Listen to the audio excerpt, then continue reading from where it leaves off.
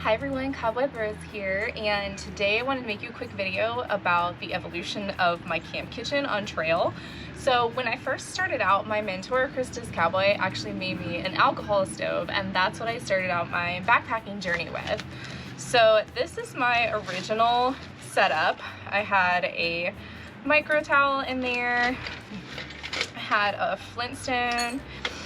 I added a lighter later on after I realized the flint was having a hard time lighting the alcohol when it was cold at higher elevations.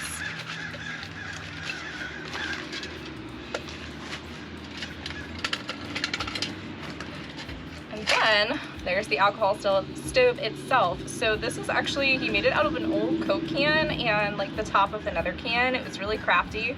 But this thing is super easy to use, especially for me when I was a beginner backpacker and really didn't know anything about cooking on trail. He also made me, this is literally just like a pencil holder like you would get going to elementary school, with a little notch cut out of the side and the bottom cut off of it to serve as a stand for my pot. He also made a windscreen out of just some sheet metal I think he had laying around. And then he got me a pot. Now this pot used to be a lot brighter, but it's gotten really discolored because I do not use strictly denatured alcohol when I use my stove like I'm supposed to.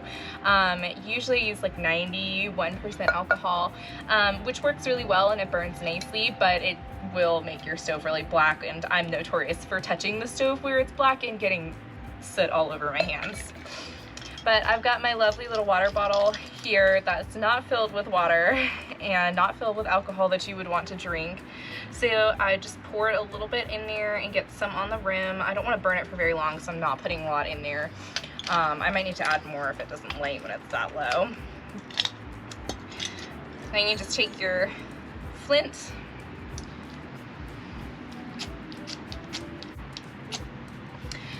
and normally it lights easier than this, so I'm gonna cheat.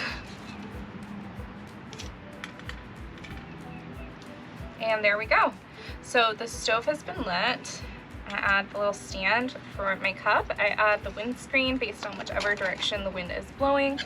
And then I can add my cup on top of it with water in it to boil to make my food. And it's a super, super easy setup. It burns really well.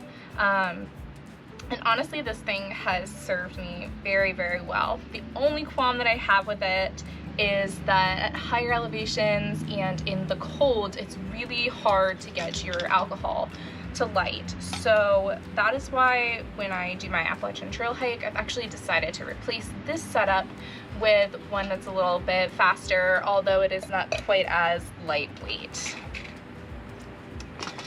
I'm gonna move this stove over here and let that alcohol burn out of it. As you can see, it is still going.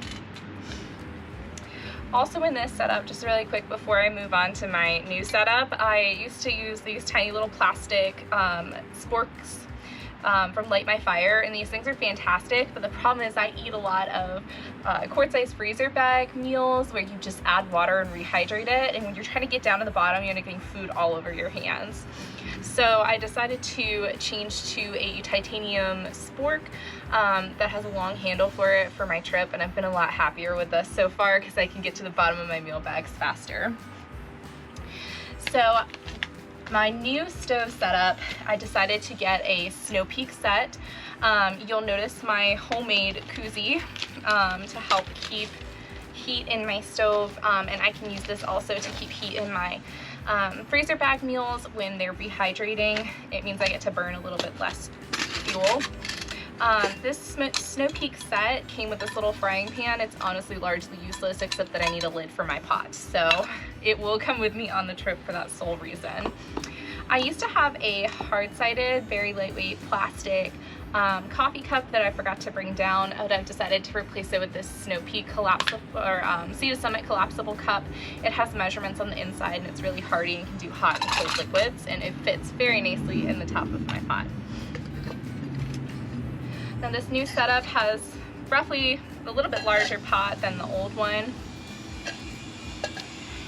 And instead of the micro towel, I decided to go with a bandana. Now this is the MSR Pocket Rocket Deluxe. So the only difference that I can tell between the regular Pocket Rocket and the Deluxe is that the Deluxe does come with its own starter. So technically speaking, I don't need to bring a lighter with me to light this stove. So you do have to carry fuel canisters with you on trail, and they weigh, in my opinion, more than carrying the water bottle with the alcohol in it. So when you go to light it, you just turn your fuel on.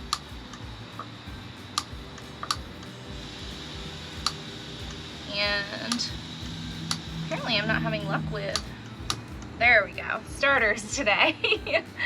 So it literally just sparks for you, and the stove is now on. You probably can't see it because it burns very clear, but this is a really good stove to have at higher elevations and when it's cold, because it uses the fuel very efficiently.